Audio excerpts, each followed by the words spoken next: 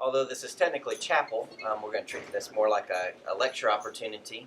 So October 31st, 1517, Martin Luther purportedly nailed his 95 Theses to the door of the Castle Church in Wittenberg, Germany. I think the current thought today is that he may not have actually done that, and if he did, it might not have actually been October 31st, 1517. But the point is, he did write those 95 Theses, those debate points, and they were copied and spread very quickly. And that initiated what we have come to know as the Protestant Reformation. And so today, October 31st, 2017, is the 500th anniversary of that date, whether real or legend. And we are thankful that Dr. Steve Williams is here with us today. Dr. Williams is a Reformation scholar, and he is a professor at Amherst University in Montgomery, Alabama. Lives here in Florence, and teaches adjunct classes for us, and we are thankful that he's in our community. We're thankful that he's taken time out of his busy schedule to be with us today. And he's going to present a lecture titled Luther's Greatest Teaching. And I think it would be appropriate to show our appreciation to Dr. Williams and welcome him to our campus. And come speak to us, Dr. Williams.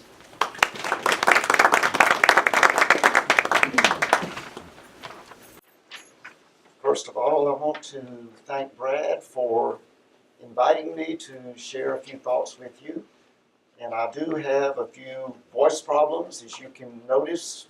I woke up with those this morning. I've had a few allergy problems the last few days, and if my voice gives out, Dr. Bill Bajents has a copy of my manuscript, and I'm going to sit down and he's going to take over.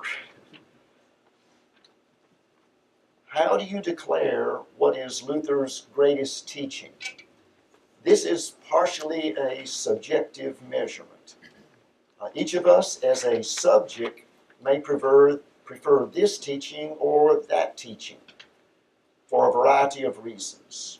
We will make a decision because of certain priorities that we have, because a certain teaching confirms an a priori assumption that we have, because it comforts us, because it supports a party position that we adhere to, because it appeals to us, or maybe because a certain teaching is very useful and helpful to us. Maybe a certain teaching of Luther seems to answer questions that we have. Maybe it ties very different ideas together and concepts that we think about, and it does that better than other teachings do. But the judgment of what is a great teaching can also have objective components. The view of numerous scholars may be that a certain teaching is very, very significant. A teaching of Luther may have been highly influential at more than one period of time. So it may be judged as great because it has had a major impact. On this basis, many of you, when you heard that I was going to speak on Luther's greatest teaching, you might have thought that I was going to talk about his teaching on salvation or justification by faith or faith alone. And a few of you are nodding your head. Some of you might have thought that I was going to talk about Luther's breakthrough concerning the meaning of the righteousness of God, especially in Paul's epistle to the Romans. Considering that this is the 500th anniversary of the Reformation movement and the 95 Theses, whether real or legend, you might have thought that I was going to talk about what was in those 95 Theses, and that was the emphasis on indulgences, or the fact that those 95 Theses sparked the Reformation movement. But another objective means of evaluating a teaching as being great is how that teaching seems to rise up at different points of time in history, in different generations, and it speaks to people, and it helps them to find a word from God.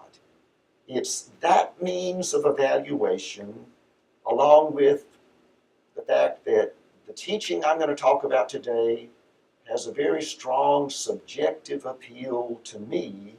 It's very helpful to me, and the issues that I deal with that I'm going to talk about as one of his teachings as being his greatest teaching. And many other people share this view that this is his greatest teaching. In 1518, Martin Luther engaged in the Heidelberg Disputation, and he referred to two different theologies, the theology of glory and the theology of the cross. And he advocated the theology of the cross.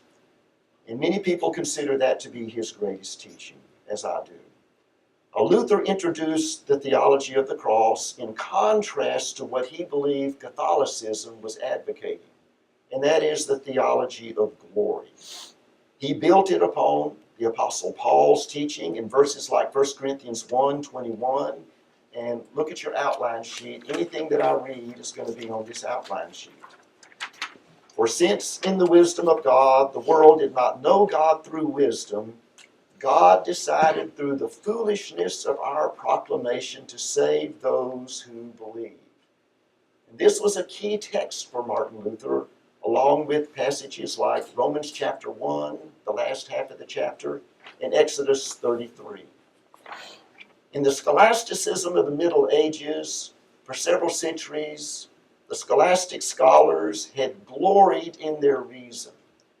And numerous scholastic scholars believed that they had discovered the mysteries of God not from the Bible, but through their human reason. They just thought that they had come to know not just the existence of God through human reason, but many of the attributes of God and the mysteries of God from human reason alone. The theology of the cross emphasizes that we know God through Christ alone, especially on the cross. We come to know God in weakness, in an unexpected way, as God is hidden there on the cross. Now, let's transfer from epistemology, the theory of knowledge, to redemption and our salvation. Luther quickly, in this Heidelberg Disputation, switched over to talking about works and salvation. See, in the theology of glory, these people had come to know God through works, through effort, through their human reasoning, and they focused on God's power in His glory. And so they were self-confident in their reasoning. And Luther said this led them to pride, to self-confidence in their own works, because they were thinking about their own achievement. And so as he looked around himself in his day, people were achieving their own salvation. They weren't achieving their salvation through Christ alone, through grace alone, through faith alone. So in the theology of the cross, humans come to know God in His sufferings, in what is wrongly thought by the world to be weakness and foolishness. The cross is a judgment on our sinfulness, on our ability to achieve salvation. To know God in this way, we have to be broken in spirit. We have to be aware that we cannot save ourselves. And in our suffering, we turn to Christ in trust, in faith, and God's true power appears to us not directly, but paradoxically in the cross, hidden underneath helplessness and lowliness. As we sing in that old song, He could have called 10,000 angels, but He didn't. He appears weak to those who were standing there, but He really wasn't. And notice how this is true all throughout redemption history. God chose Israel, an insignificant people.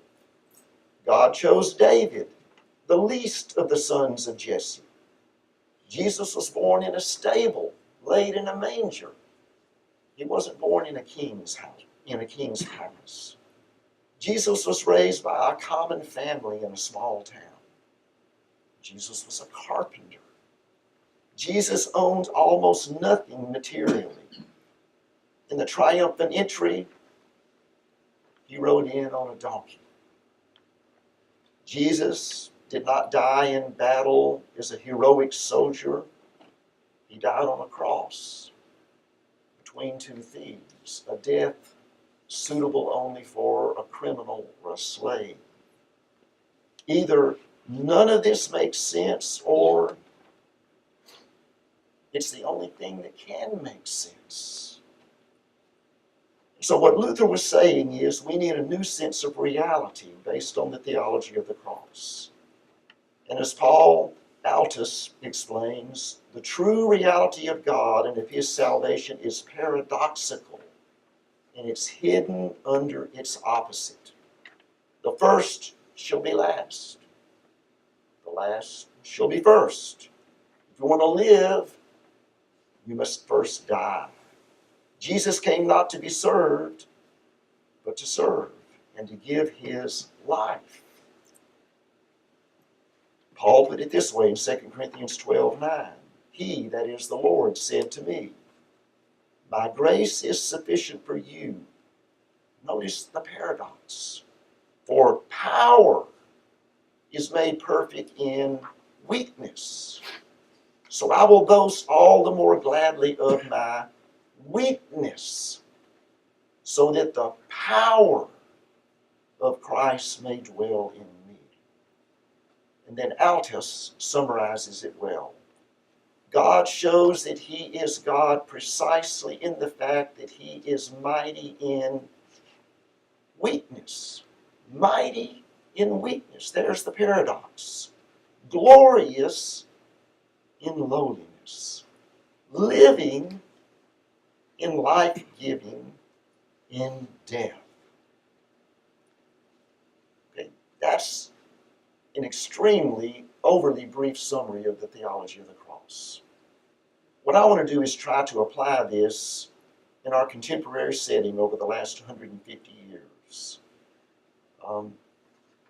We could give many examples of the theology of the glory and the theology of the cross, and some of the sources I give you on this outline sheet, they make many different contemporary applications, and you can look those up on EBSCO or get those books out of the library. All but two of them are in the library, and you can look those up. What is the application that I would like to make? It's the question of where is God? It's the question of the silence of God. And in contrast to that, one trend in our culture is what I'm going to call a naive, shallow God talk, which ignores this silence. One example of it is the gospel of health, wealth, and prosperity that you see on television all the time. There's also a less offensive but still heretical version of it that some televangelists preach, which is a self-help gospel, sort of like what Norman Vincent Peale used to preach, the power of positive thinking. But the gospel is still absent from it. It's a hollow shell. More commonly, what you're going to hear from day to day and what you're going to see written over and over in blogs on the internet is what I call God talk. Ruth Tucker has written a book by that title. It's up on the table behind me. And when she was writing that book, she was having a dinner with some acquaintances, and they asked her to explain what she was writing about. And she told a story about a young man from a Christian school. He'd gone to a weekend youth camp on an outing. And he had prayed that they would have sunshine all weekend long and no rain, and that's what they had. So he victoriously declared to everybody that God had answered his prayer. And Ruth Tucker cringed as she heard that. The area where that camp was located was in the middle of a severe drought. They needed rain. Was this young man to think that God was withholding rain desperately needed so that a group of young people could stay outdoors for the weekend rather than have their encampment indoors? one of the women that she was having the dinner with disagreed with her sharply. And she countered with the story of taking her children to play putt-putt golf. 18 holes of putt-putt golf. And when they arrived, it was raining. And one of her children said, "Lord, please stop the rain so we can play putt-putt golf." And the rain stopped about that time. And it quit raining until they finished playing putt-putt golf. And shortly after they got in the car, the rain started back. There's no way that you can counter those stories, but Ruth Tucker responded, what are we to think about the little boy who showed up to play putt-putt golf at the time that y'all were leaving? What if he had said a prayer that it would keep on not raining so that he could play putt-putt? What if he had not said a prayer? Is God going to dump on him? What type of view of God are we teaching children with these types of images? She said in her book, "Is God then like a genie in a bottle ready to do our bidding?" And then she asked later on in the book, and I have this quote on your outline sheet, whether or not we are frequently inconsistent. Do we too easily manipulate the claim of privileged access to our own advantage? Without even thinking, we readily identify a job promotion or a ministerial promotion or a goodbye on a brand new SUV or a bigger and better house as God's blessing. But how do we know that because something seems to promote our lifestyle, what we want, selfishly, I'm inserting that, or career, that it is what God wants? And heed these last words of hers. Prayer and the desire for the will of God are bound up with very subjective feelings and motives. It is presumptuous to assume that our aspirations are necessarily the same as God's. See, that's what the theology of glory can lead to. And that's where we need to allow the theology of the cross of Luther to enter in. And that's where there's another trend in our culture that we need to listen to. And when you preach, there are going to be people in the pew that are thinking this way. These are people who don't have stories of answered prayer. These are people that are aware of the silence of God, that think of God as a hidden God. And this is a burden for lots of people. Let's go back to the middle of the 1800s when liberal theology came in vogue.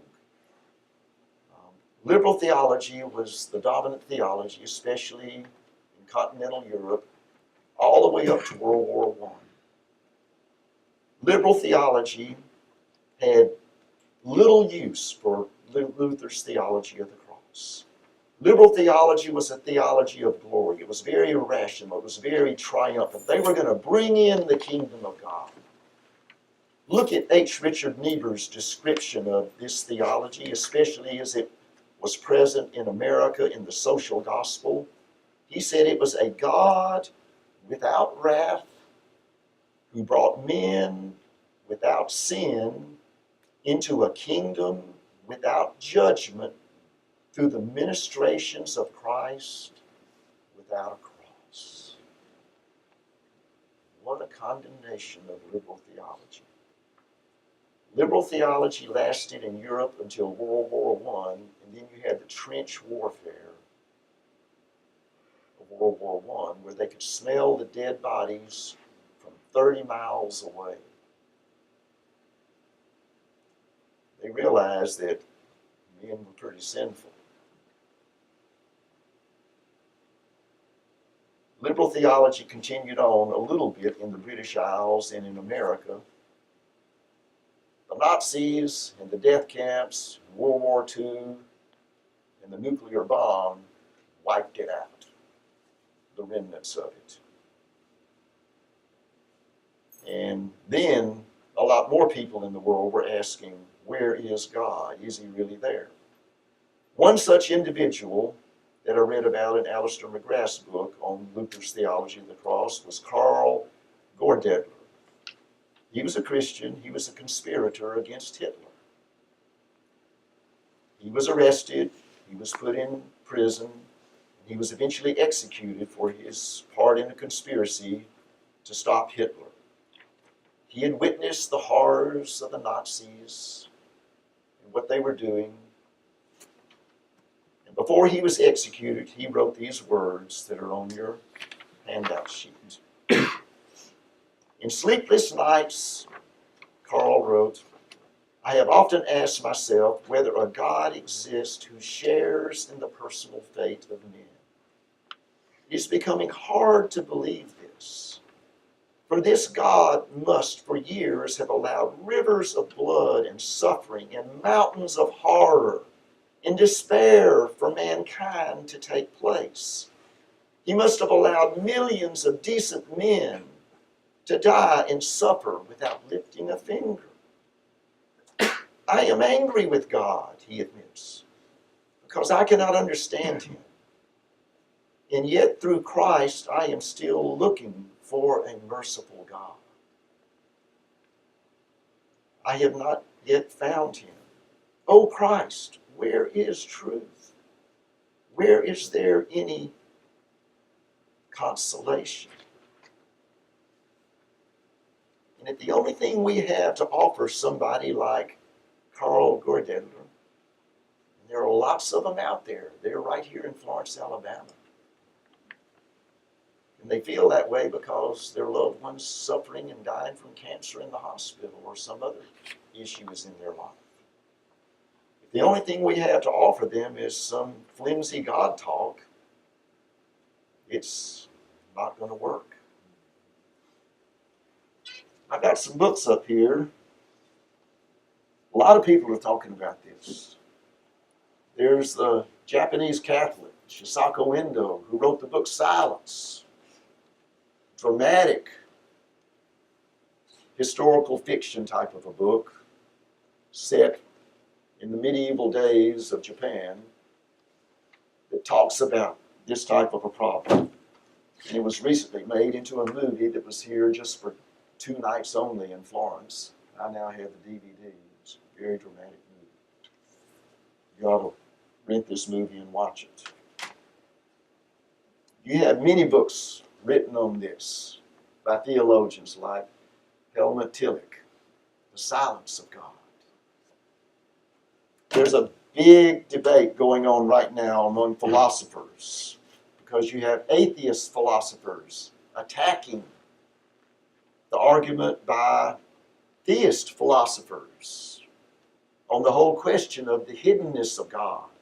So I'm collecting all of those books that I can. Price tags on them, it's pretty high. But I've got 3 of them so far. Schellenberg, he's the atheist philosopher, and then several theist philosophers are responding to it. And some atheist philosophers are joining in with Schellenberg as they debate the question of the hiddenness of God. Great literature out there on that. And we need to study this and try to have answers for people. I want to close with a brief story and a quote from a man who understood well Luther's theology of the cross, Jürgen Moltmann, who wrote The Crucified God. Moltmann was drafted into the army, the German army, in 1944. He didn't want to go into the army. He didn't want to fight in the war, but he was drafted. In 1945, he surrendered to the first British soldier he encountered. He spent 3 years in various prisoner of war camps. There, he was continually told how terrible the German people were. They posted pictures in the prisoner of war camps of Auschwitz, Buchenwald. He said that he just wanted to die. He was so ashamed of what the Nazis had done in the killing of the Jews and the Gypsies and the minorities over in the East. After he was released from prison camp, he returned to school and became a great scholar and professor and writer.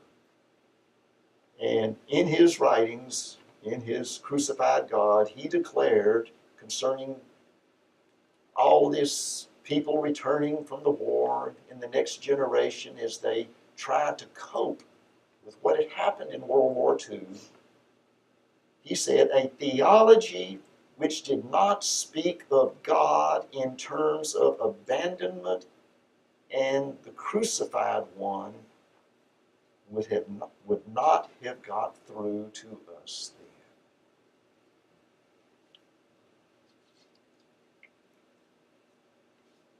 Read about Luther's theology of the cross. Start with Wikipedia. They've got a good article. Read about the Heidelberg Disputation. They've got a good article on that too. Don't stop there, though. Go to their footnotes and look at the good sources that they list there, and then go to the good sources like these. Good sources are on that table. And read about his theology of the cross. Thank you.